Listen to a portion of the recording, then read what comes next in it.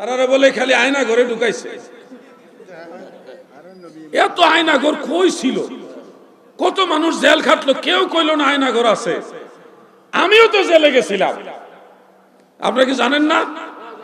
আমিও তো জেলে গেছিলাম, আয়না ঘর আছে এই খবর তো জানতাম না। আমারে নিয়ে জেলে ঢুকাইছে। চিন্তা করলাম দূর কি করবো, এখানে কাজ কি? 5 ওয়াক্ত নামাজ পড়ছি, মুনাজাত করছি। মুনাজাতে আবেগ ছিল, কাঁদছি, মানুষ হাওমাও করে কাঁদছে। মুনাজাত শেষ, অবসর, কোনো কাজ নাই, কি করবো? ডাক দিয়ে কইছে আসেন আমরা একটু মিলাদ শরীফ পড়ি। জেলের ভিতরে যত ওয়াহাবিয়া ছিল তারা সুদ্ধা সবাই মিল্লা মিলাদ পড়া শুরু করছে। মিলাদ পড়ে আবার মুনাজাত।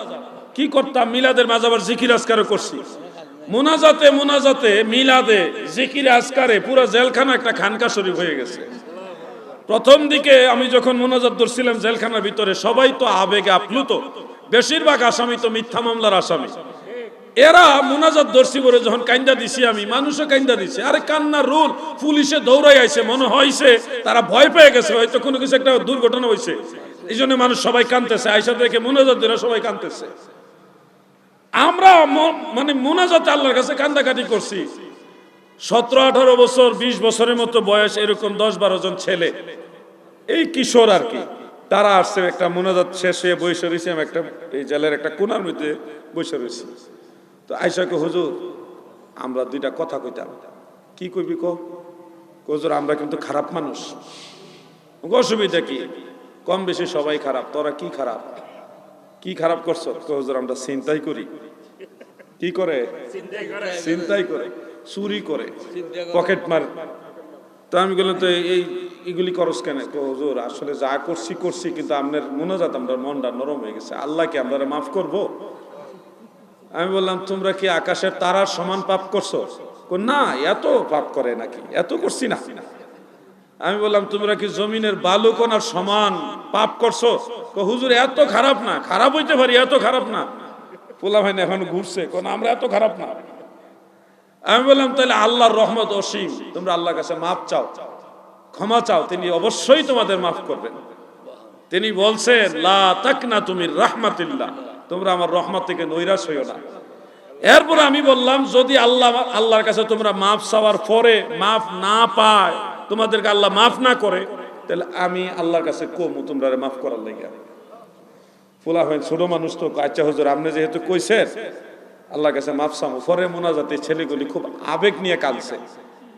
আবেগে কান্দার পরে মানে আমি নিজেও তো একটা, আমি তো আর বাইরে যে এত আন্দোলন চলতেছে আমি তো জানি না। আমার জেলে দিছে, জেলে দিয়া জেলের যে মানুষেরা সবাই ওখানে মানে জেলখানার ভিতরে ভালো আছে, কান্দা কাইটা ভালোই আছে, আল্লাহর কাছে কান্দতেছে, ভালোই লাগতেছে। বিড়ি খাওয়া পর্যন্ত জেলখানায় কমে গেছে। বুঝেন না কিরকম একটা অবস্থা তৈরি হয়েছে? 1 সপ্তাহ জেলে ছিলাম, 1 সপ্তাহের ভিতরে 4 ভাগের 3 ভাগ আসামি তারা জামিন পেয়ে গেছে। ওই ছেলেগুলো যারা আমার কাছে আসছে এরা আমার আগে জামিন পেয়ে গেছে। আমার তখন একটা ভয় ঢুকে গেছে, উমা এরা আল্লাহ মাফ করে দিছে, আমার দিহি মাফ করলো না। তাদেরকে যেহেতু জামিনের ব্যবস্থা হয়েছে, নিশ্চয়ই আল্লাহ তাদের মাফ করছে। আমার এখন আল্লাহ জামিনের ব্যবস্থা করছেন, আল্লাহ মনে হয় আমার মাফ করছেন। আমার ভিতরে একটা ভয় ঢুকে গেছে, ও আল্লাহ আমারে কি তাহলে তুমি মাফ করছো না? এই আরো একটা ভয় ঢুকে গেছে আমার ভিতরে।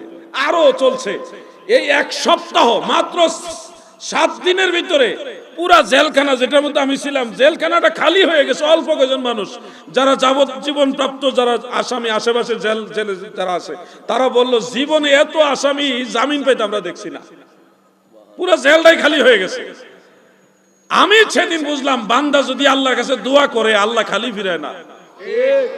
জেলখানায় যাইয়া আমরা আল্লাহর সাথে প্রেম করি, আল্লাহর সাথে সম্পর্ক করি, আর এরা গিয়া খালি কোন জায়গায় আয়নাঘর, কই আয়নাঘর? আমি আয়নাঘরই তো খুঁজে পাইলাম না।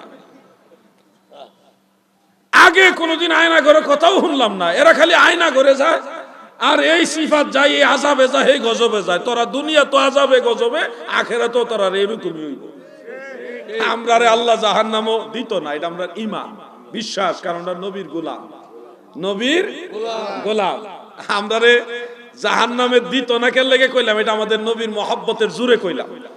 এরপরেও জাহান্নামে কিছু লোক যাবে, গেলেও জাহান্নামের আগুন তাদেরকে জ্বালাইতে পারবে না। বরং এই ধরনের লোক যখন জাহান্নামের উপর দিয়ে হেঁটে হেঁটে পুলসেরাত পার হবে, পুলসেরাত তখন বলবে তোমরা তাড়াতাড়ি পার হও, তোমাদের ভিতরে যে ঈমানের নূর, নূরে মুহাম্মাদির তেজ পাওয়ার, এটা আমি জাহান্নামের আগুন সহ্য করতে পারতেছি না।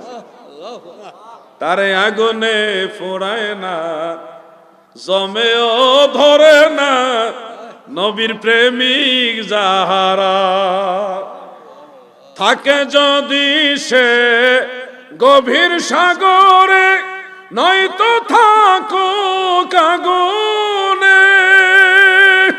থাকলে কি হয় তার কিসের ভয়, আরে থাকলে কি হয় তার কিসের ভয়, যদি নবীজির মায়া হয়। তারে আগুনে পোড়ায় না, জমেও ধরে না নবীর প্রেমিক যাহারা।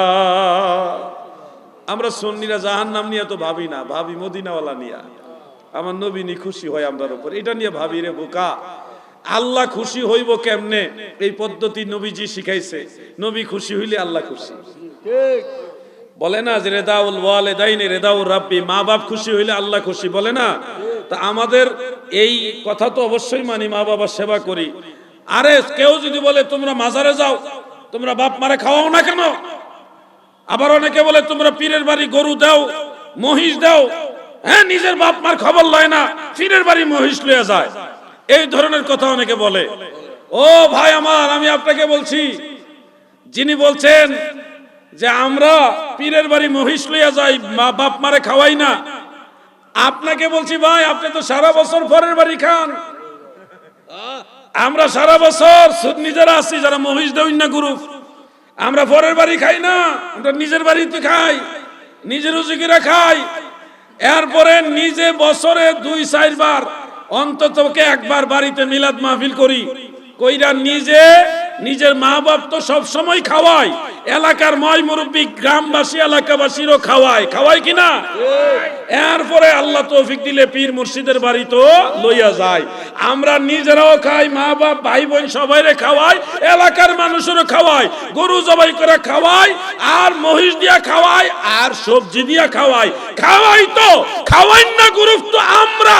আর ওয়াহাবিরা পরের বাড়ি সারা বছর খায়, যারা পরের বাড়ি সারা বছর খায়, তারা যদি কই আমরা খাই, মানুষের গরু ফিরে বাড়ি নিয়া গরু দেয়, মা বাপরে খাওয়াই না, এটা হইল না? আমরাই তো মানুষের খাওয়াই। আজকে মাহফিল হয়তো তবরক নাই, আছে নাকি ভাই? মাইকটা কি আমার সাথে দুশ্মনী করতেছেন আপনি? আমার গলা টানতেছে, কষ্ট হইতেছে, 2বার বলা লাগছে আপনার। কোনো মাহফিলে বলা লাগে না, সাউন্ডটা কমাই দিয়ে আপনার লাভটা কি? এখন তো 2টা টাকা বেশি রুজি হইতো না কমাই দিলে। আপনার তো আছে আছে জিনিসটা কেন কমাই দিয়ে রাখবেন? বাইরে না, ভিতরে ভিতরে আমার গলা টানতেছে, ভিতরে সাউন্ডটা একটু অ্যাডজাস্ট করেন। মাইক ভালো আছে, মাইক খারাপ না। আমার ভাই মনে হয় ওয়াজের ঠেলায় মনে খেয়াল নাই। মাইক কিন্তু বুমবাস্টিং মার্কা মাইক। এই মাইক ভালো, ব্যবসার জন্য আমি দোয়া করবো ইনশাল্লাহ। আর আমরাও ধরেন বেশিক্ষণ না তো, এই অল্প কয়টা কথা বলে চলে যাবো। আপনার মাইকও আপনি নিয়ে যাবেন, আমিও চলে যাবো। এর মাঝে দোয়া পাইবেন যদি সার্ভিসটা একটু মায়া লাগাইয়া দেন আর কি। আর যদি কষ্ট দিয়া দেন তাহলে তো আপনার মন থাকবো, কষ্ট দিয়েন না, ঠিক আছে? আমি দোয়া করবো, আল্লাহুম্মা সাল্লি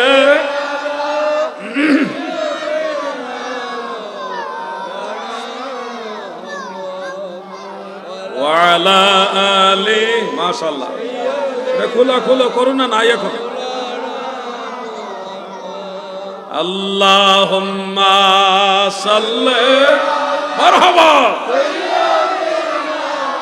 মাওলানা মুহাম্মদ ওয়া আলা আলি সাইয়্যিদিনা।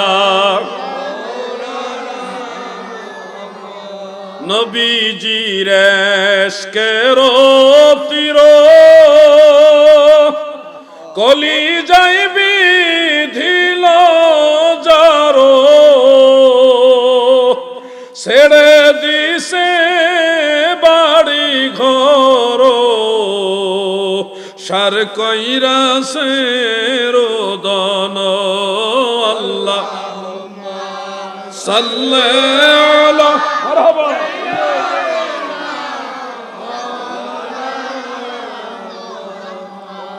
ওয়া আলা আলি সাইয়্যিদিনা